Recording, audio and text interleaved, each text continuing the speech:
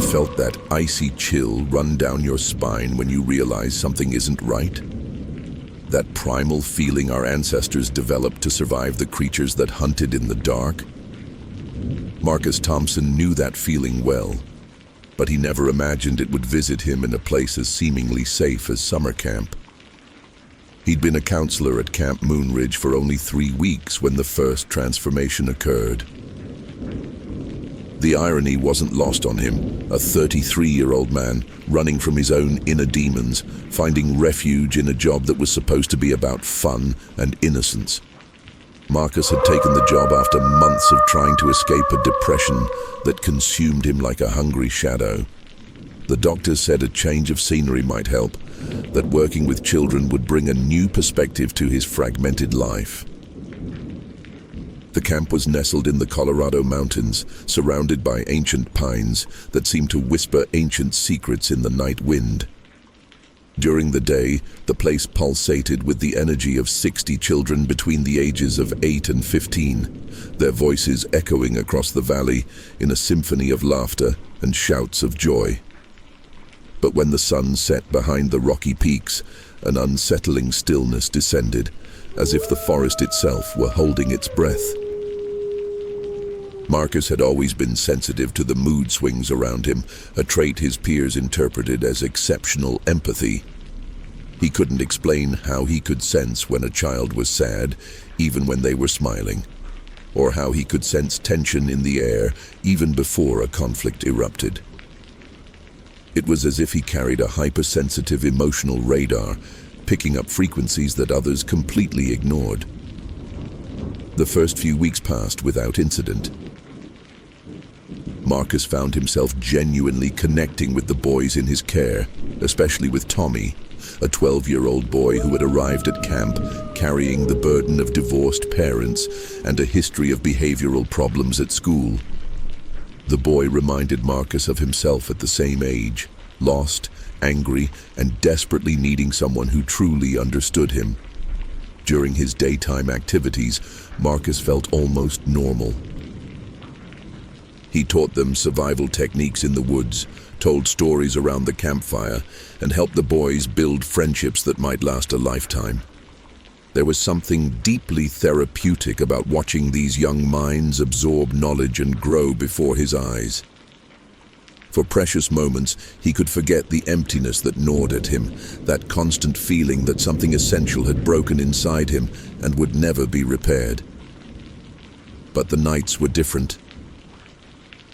When darkness engulfed the camp and only the orange glow of the campfires kept the primordial jungle at bay, Marcus felt something awaken within him. It began as a subtle restlessness, an energy that coursed through his veins like static electricity before a storm. His senses seemed to sharpen preternaturally. He could hear whispered conversations in distant cabins, smell the metallic scent of fear in children who had had nightmares, distinguish every individual sound in the nocturnal forest. The first complete transformation occurred one night when the full moon hung over the camp like an ancient eye, watching and judging. Marcus was making his security rounds when he felt the change begin.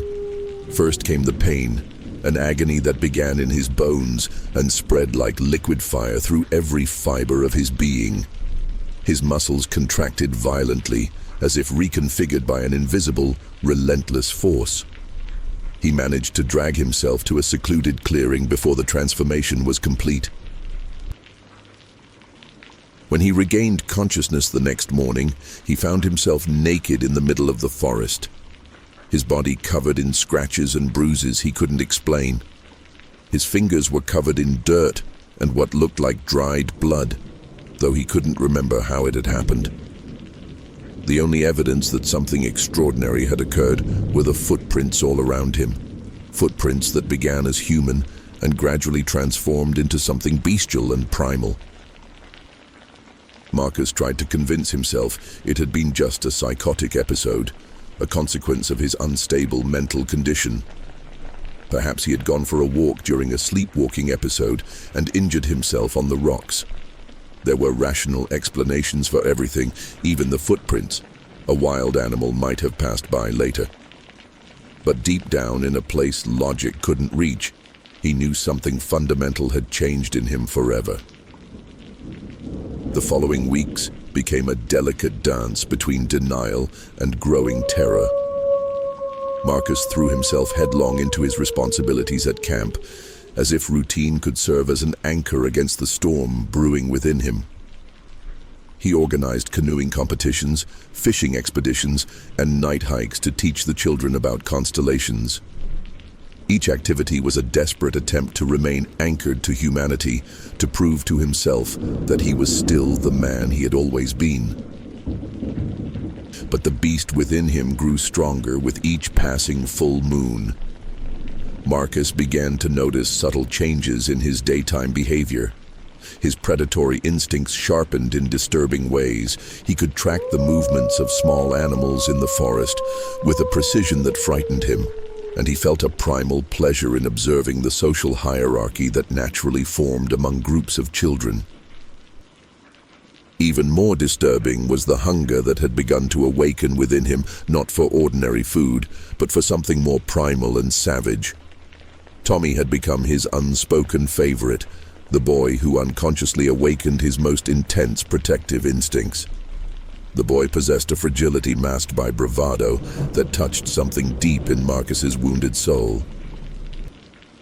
During activities, he found himself observing Tommy with an intensity bordering on obsession, memorizing every expression, every movement, every mood shift. It was as if he was studying his favorite prey, a realization that filled him with self-loathing and horror. The second transformation occurred on a particularly dark night, when heavy clouds covered the moon like a funeral pall. Marcus was supervising a group of older teenagers during a nighttime survival activity when he felt the familiar shift begin. The blood in his veins seemed to boil, each heartbeat echoing in his ears like war drums. This time he recognized the signs and managed to get away from the group before the transformation was complete. When he regained consciousness the next morning, he found disturbing evidence of his night as a creature. There were direwolf tracks around one of the huts where the younger children slept, claw marks on the wooden walls, and a musky odor that made his stomach churn with disgust and primal excitement. Even more terrifying was the discovery that he could recall fragments of the previous night, flashes of memory that showed the world through the eyes of a predator, where every sleeping child seemed like a potential meal. Marcus knew he needed to leave the camp, but a mysterious force kept him there. It was as if the beast within him had found the perfect hunting ground and refused to abandon it. He tried to rationalize his stay. The children needed him. It was midsummer, and it would be difficult to find a qualified replacement. He was finally finding purpose in his fragmented life. But all these justifications paled in comparison to the terrifying truth. He was staying because the monstrous part of himself wanted to stay. The other counselors began to notice changes in his behavior. Sarah, the camp coordinator, commented on how he seemed more tense lately, how his eyes had acquired an unsettling intensity that made some children uncomfortable. Marcus tried to moderate his behavior, forcing more natural smiles and less predatory gestures, but it was like trying to contain a forest fire with his bare hands. The situation became even more complicated when he began to notice that his presence was affecting the local animals. The squirrels that used to approach the picnic tables during mealtimes now kept a respectful distance, their small bodies trembling in fear whenever he passed. Birds seemed to avoid the trees near him, and even insects buzzed in different patterns when he was near, as if recognizing something primordially dangerous in his presence. Tommy, paradoxically, seemed to be the only child who didn't display instinctive fear of him. The boy, perhaps due to his own emotional issues, gravitated toward Marcus with a trust that bordered on recklessness. He sought the monitor's company during free time, asked questions about wildlife with an interest that seemed almost feverish, and often volunteered to help him with tasks that required isolation from the other groups. Marcus struggled between his instinct to protect the boy and a growing hunger that whispered obscene suggestions into his mind during the darkest hours of the night. It was an internal war that was destroying him, fragmenting his identity into irreconcilable pieces. During the day, he was Marcus Thompson, devoted monitor and surrogate father figure. At night, he became something else entirely, a creature driven by instincts that civilization had tried to suppress for millennia. The third full moon brought with it a storm that transformed the camp into a sinister version of itself. Howling winds bent the ancient pines to breaking point, while lightning ripped through the night sky like celestial claws. Torrential rain turned familiar paths into rivers of treacherous mud, isolating each cabin into an island of flickering light surrounded by primordial darkness. Marcus felt the transformation approaching with an intensity he had never experienced before. It was as if the storm outside echoed the turbulence in his soul, amplifying every bestial impulse fighting for release. He tried to lock himself in his own cabin, tying his hands with rope and barricading the door with a chair, but the beast within him had grown stronger, smarter, more determined to hunt. The transformation this time was different from previous ones. Marcus retained fragments of human consciousness even after the physical change was complete, creating a terrifying hybrid experience where his rational mind watched in horror as his body obeyed primal instincts. He could feel his bones lengthen and reshape, muscles expanding with supernatural strength, senses sharpening until every raindrop sounded like an explosion, and every ray of light seemed to blind his hypersensitive eyes. When the creature emerged from the cabin, the world had transformed into a sensory playground. Each scent carried complete stories, fear, excitement, dreams, nightmares, all blended into an aromatic symphony that guided his steps through the storm. He could distinguish the unique scent of each sleeping child, mapping their exact locations even through the wooden walls and rain curtains. The beast instinctively headed for the cabin where Tommy slept with 5 other boys. Something about that particular boy's scent awakened a hunger that transcended physical needs.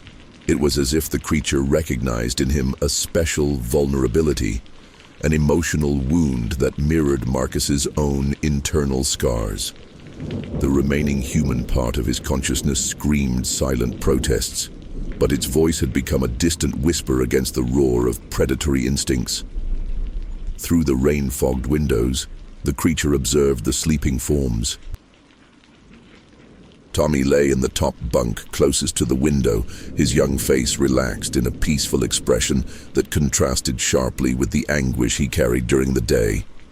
The beast studied every detail, the rhythm of his breathing, the gentle pulsing of the veins in his neck, the way the boy unconsciously curled up even in sleep, as if still trying to protect himself from invisible wounds. It was in this moment of utter vulnerability that something extraordinary happened. A tiny part of Marcus's consciousness managed to override his bestial instincts, creating an internal conflict so violent that the creature staggered away from the cabin, howling in frustration and self-inflicted pain. It was as if 2 titanic forces were battling for control of the same body, each determined to destroy the other to claim absolute dominion.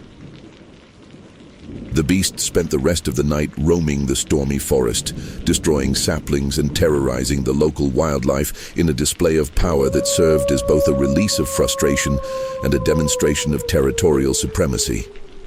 Claw marks appeared on tree trunks 10 feet high, deep footprints were imprinted in the soft mud, and a musky, predatory odor permeated the area in an unequivocal declaration that something dangerous had claimed the territory. When Marcus regained human consciousness the next morning, he found himself naked and injured in a clearing he didn't recognize, miles from camp. His body was covered in cuts and bruises, physical evidence of the internal battle he had waged throughout the night. Even more disturbing was the feeling that he had lost something essential during that transformation, as if a piece of his humanity had been permanently consumed by the beast growing within him. The journey back to camp was a journey through an emotional battlefield.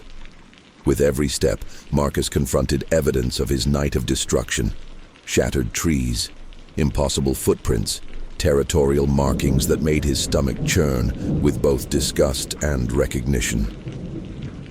When he finally reached camp, pretending to be out for a morning walk, he discovered his absence had gone unnoticed due to the chaos caused by the storm. But some children seemed different. Tommy, in particular, was looking at him with a new expression, a mix of curiosity and something that might have been instinctive fear. It was as if the boy had sensed the predatory presence during the night, even though he was sound asleep. Other children also showed subtle signs of anxiety, tensed movements, furtive glances toward the forest, a general reluctance to stray from the main groups during activities. Marcus realized he was losing the battle against the creature within him. Each transformation strengthened it while weakening his own human identity.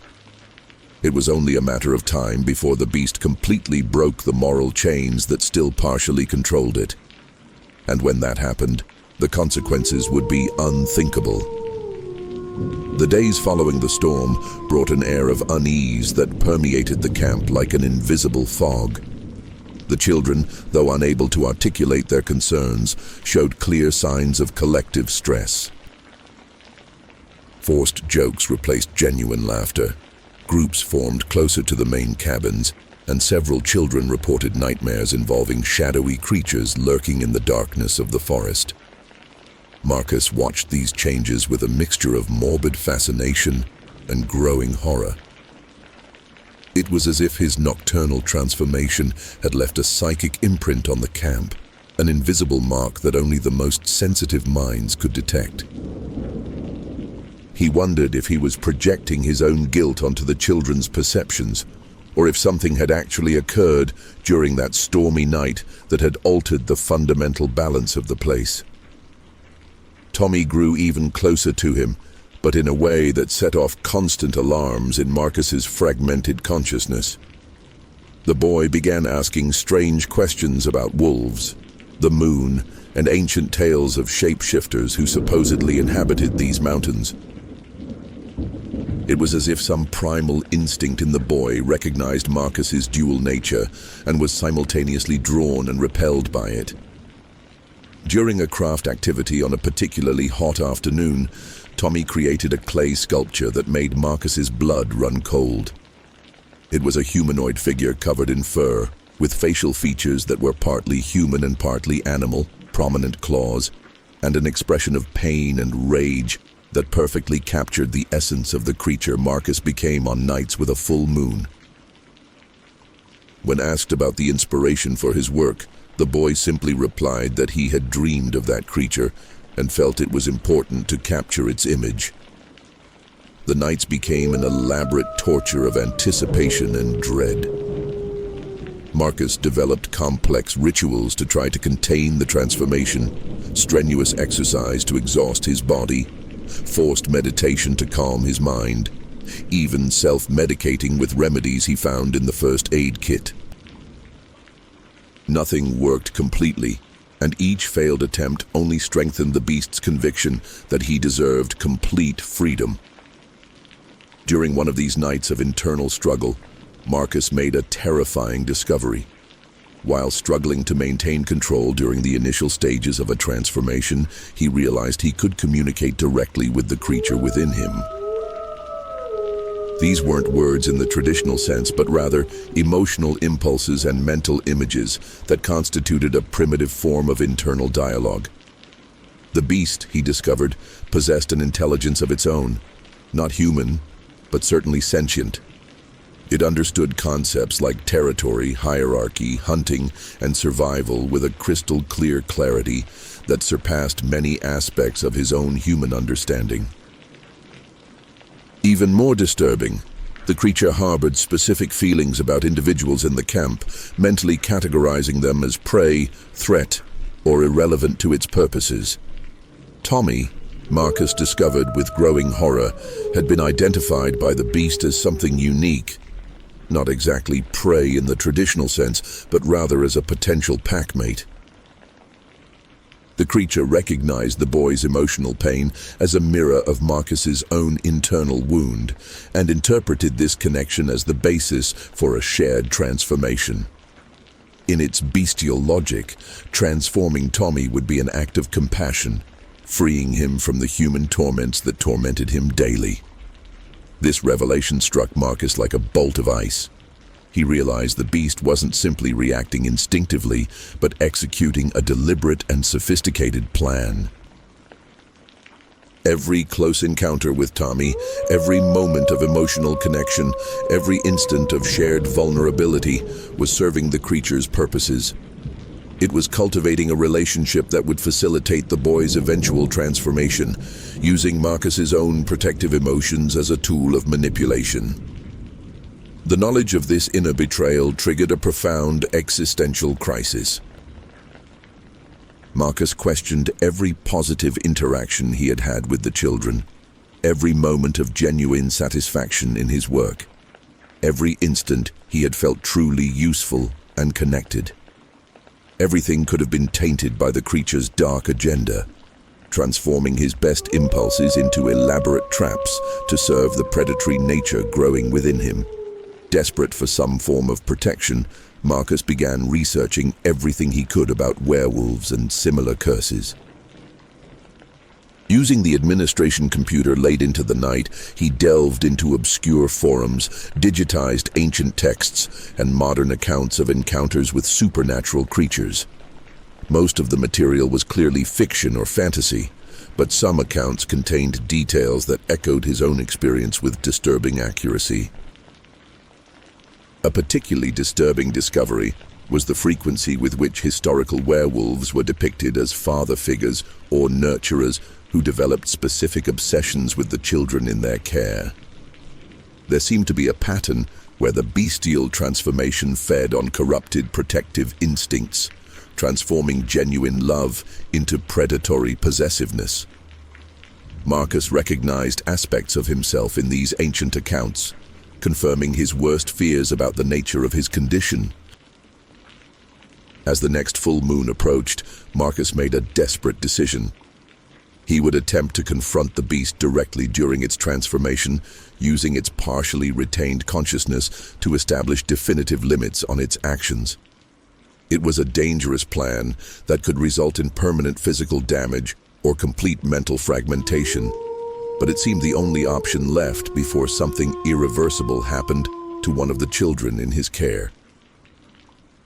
The night of the confrontation arrived shrouded in an unearthly stillness that made every sound seem amplified and charged with omen.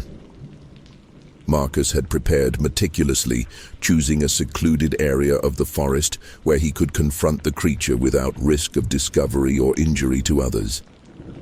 He carried ropes, chains, and a digital recorder, where he planned to record everything he could remember of the experience, creating a document that could help others facing similar situations.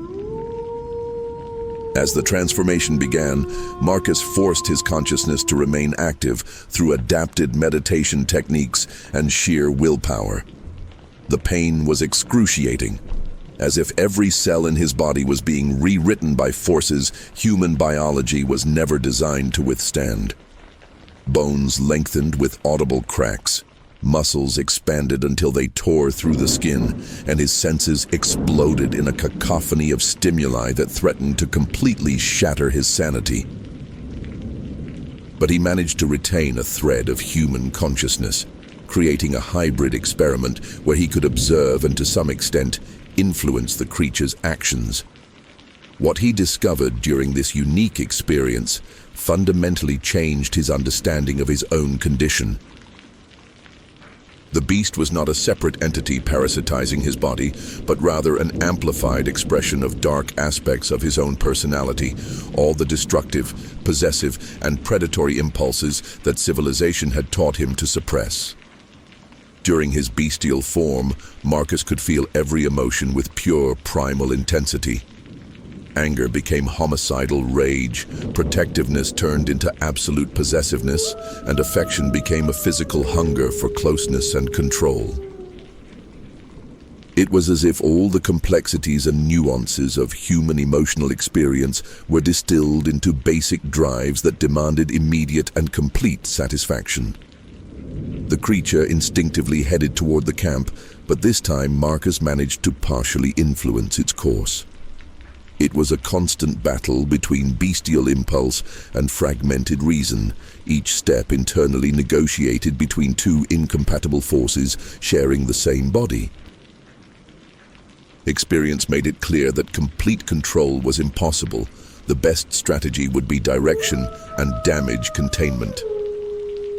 As they approached the camp, the creature demonstrated a tactical intelligence that surprised Marcus's human side.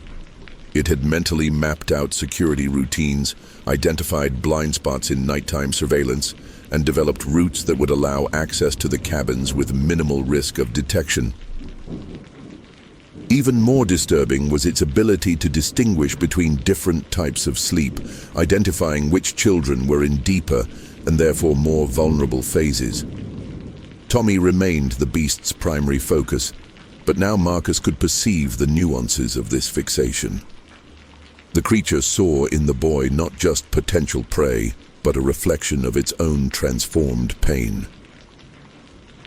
It was as if it recognized the emotional wound they both carried and interpreted the transformation as a form of healing through transcending limited and fragile humanity.